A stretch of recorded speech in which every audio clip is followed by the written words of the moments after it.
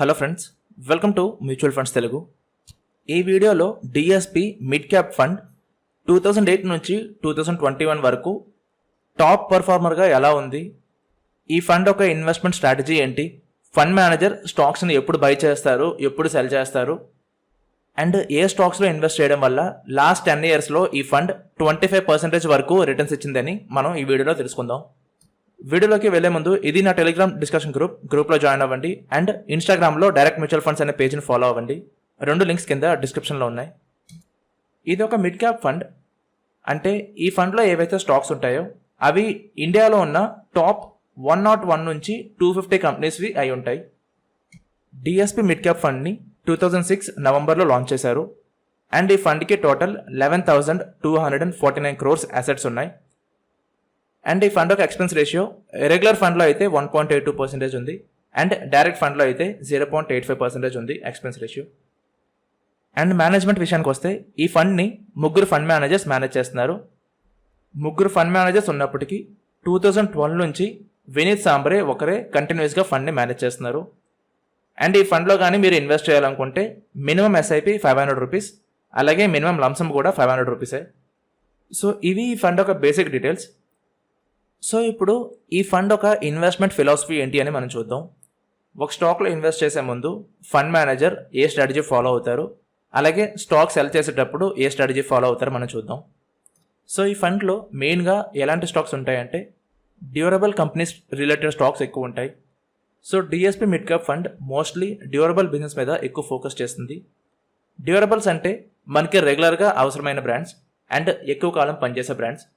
For example AC కానీ battery companies, ఇలాంటి కంపెనీస్ని durables అంటారు. ఏవైతే మనకి అవసరం పడతాయి అండ్ ఎక్కువ కాలం మన్నుకు వస్తాయో అలాంటిని డ్యూరబుల్ కంపెనీస్ అంటారు. సో డ్యూరబుల్ ప్రొడక్ట్స్లో ఏ కంపెనీ మేనేజ్మెంట్ అయితే చాలా స్ట్రాంగ్గా ఉందో అలాంటి కంపెనీస్ని రీసెర్చ్ చేసి ఈ ఫండ్ ఇన్వెస్ట్ చేస్తుంది. అయితే ఇది మిడ్ క్యాప్ మ్యూచువల్ ఫండ్ కాబట్టి ఇందులో ఇన్వెస్ట్మెంట్స్ కూడా మీడియం సైజ్ కంపెనీస్లోకే వెళ్తాయి. సో మీడియం సైజ్ కంపెనీస్ బాగా వోల్టైల్గా ఉంటాయి. 5 ఇయర్స్లో వచ్చిన రిటర్న్స్ పోవడానికి 1 ఇయర్ చాలు, అవి అంత వోల్టైల్గా ఉంటాయి. అందుకే మిడ్ క్యాప్లో ఇన్వెస్ట్ చేసినప్పుడు లాంగ్ టర్మ్కి ఇన్వెస్ట్ చేయాలంటారు. ఈ టేబుల్ కానీ చూసినట్టయితే 2000 నుంచి 2005లో ఓన్లీ 8.5% కంపెనీస్ మీడియం సైజ్ నుంచి లార్జ్ కంపెనీస్గా మారాయి. కానీ అదే టైం పీరియడ్లో 46.5% కంపెనీస్ మీడియం సైజ్ నుంచి స్మాల్ కంపెనీస్గా అయిపోయాయి.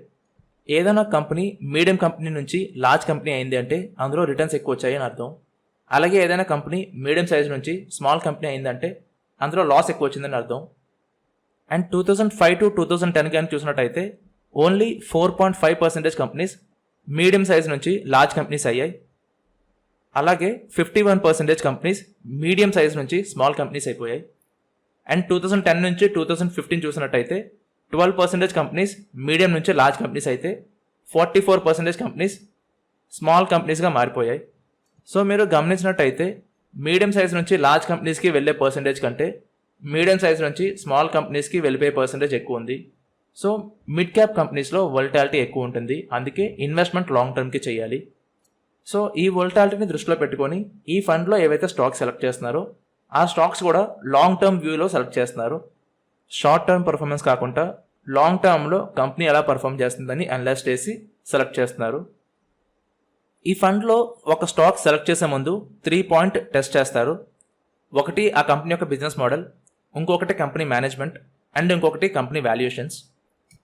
ప్రీవియస్గా ఈ 3 పాయింట్స్ టెస్ట్ చేసి డిఎస్పి మిడ్ క్యాప్ ఫండ్ ఏ స్టాక్ సెలెక్ట్ చేసింది అంటే symphony, Divi's laboratories, Exide batteries, Ramco cements, Atul limited and SRF limited.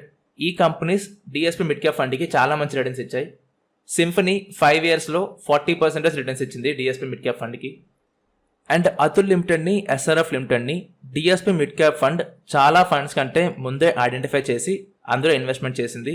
And ఆ స్టాక్స్ డిఎస్పి మిడ్ క్యాప్ ఫండ్కి చాలా మంచి రిటర్న్స్ ఇచ్చాయి. ఈ 2 స్టాక్స్ వల్ల DSP mid cap fund last 10 ఇయర్స్లో 25% వరకు రిటర్న్స్ ఇవ్వగలిగింది ఇన్వెస్టర్స్కి. అండ్ ఎప్పుడైనా ఏదైనా కంపెనీ యొక్క వాల్యుయేషన్స్ కానీ సడన్గా పెరిగిపోయినా సరే, లేదు అంటే ఏదైనా కంపెనీలో ఏదైనా ఫ్రాడ్ జరిగిందని తెలిసినా సరే, అలాంటప్పుడు మాత్రమే ఈ ఫండ్లో ఏవైతే స్టాక్స్ ఉన్నాయో అవి సెల్ చేస్తారు. సో ఇది ఈ ఫండ్ ఒక ఇన్వెస్ట్మెంట్ మెథడాలజీ, స్టాక్స్ ఎప్పుడు బై చేస్తారు అండ్ ఎప్పుడు సెల్ చేస్తారు అని. సో ఇప్పుడు ఈ ఫండ్ ఒక రిటర్న్స్ చూద్దాం మనం.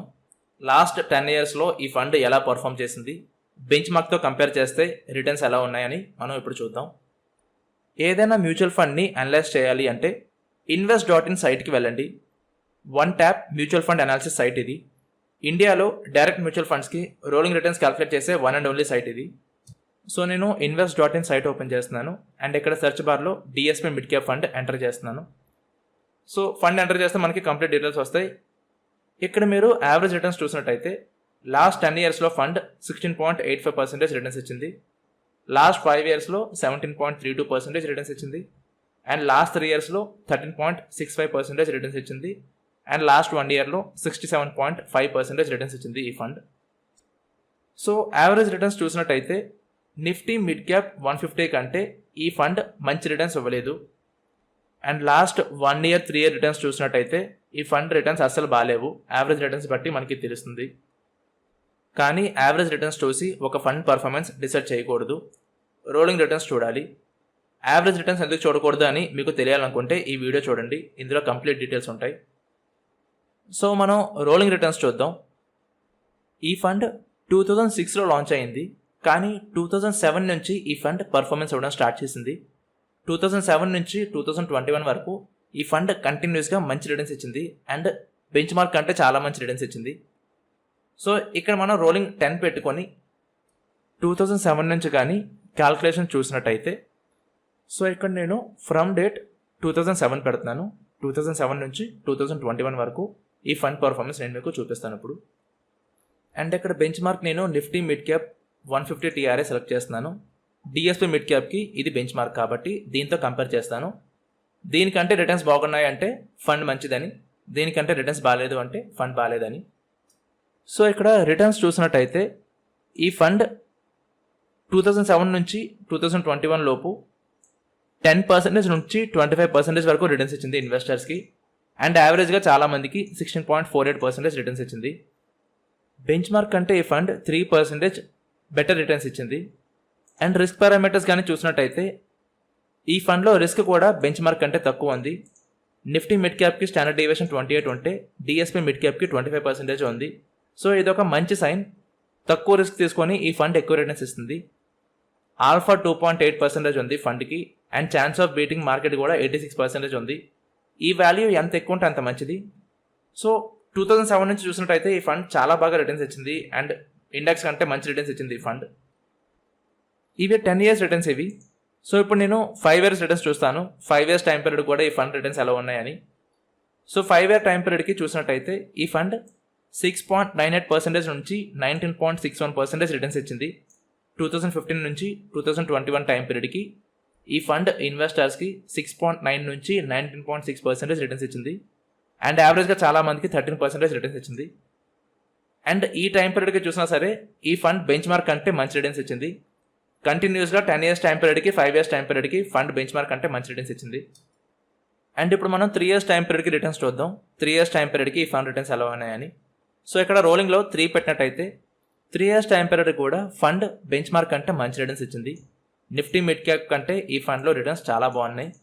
ఈ ఫండ్ -1% నుంచి 14% రిటర్న్స్ ఇచ్చింది ఇన్వెస్టర్స్కి. కానీ బెంచ్ మార్క్ -4 నుంచి 14% రిటర్న్స్ ఇచ్చింది. మినిమం రిటర్న్స్ ఏ ఫండ్కైనా చాలా తక్కువ ఉండాలి, ఎందుకంటే మనకి లాస్ వచ్చినప్పుడు తక్కువ లాస్ అవ్వాలి. మెయిన్ కాన్సెప్టే అది. అండ్ రిస్క్ పారామీటర్స్ కూడా చూసినట్టయితే ఫండ్లో స్టాండర్డ్ డీవియేషన్ తక్కువ ఉంది. బెంచ్ మార్క్ 24 ఉంటే డిఎస్పీకి 20 ఉంది. ఛాన్స్ ఆఫ్ బీటింగ్ మార్కెట్ కూడా 3 ఇయర్స్ టైం పీరియడ్కి 76 ఉందంటే చాలా మంచి సైన్ అది. అండ్ ఇప్పుడు 1 ఇయర్ టైం పీరియడ్ చూద్దాం. 1 ఇయర్ టైం పీరియడ్లో ఈ ఫండ్ ఎలా పర్ఫార్మెన్స్ ఇచ్చింది అని.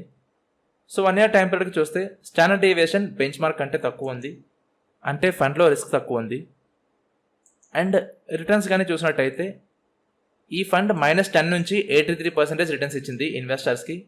కానీ అదే టైం పీరియడ్కి బెంచ్ మార్క్ -22% నుంచి 117% రిటర్న్స్ ఇచ్చింది.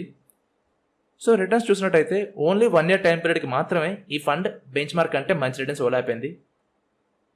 కానీ మ్యూచువల్ ఫండ్స్ని సెలెక్ట్ చేసినప్పుడు లాంగ్ టర్మ్ రిటర్న్స్ చూడాలి.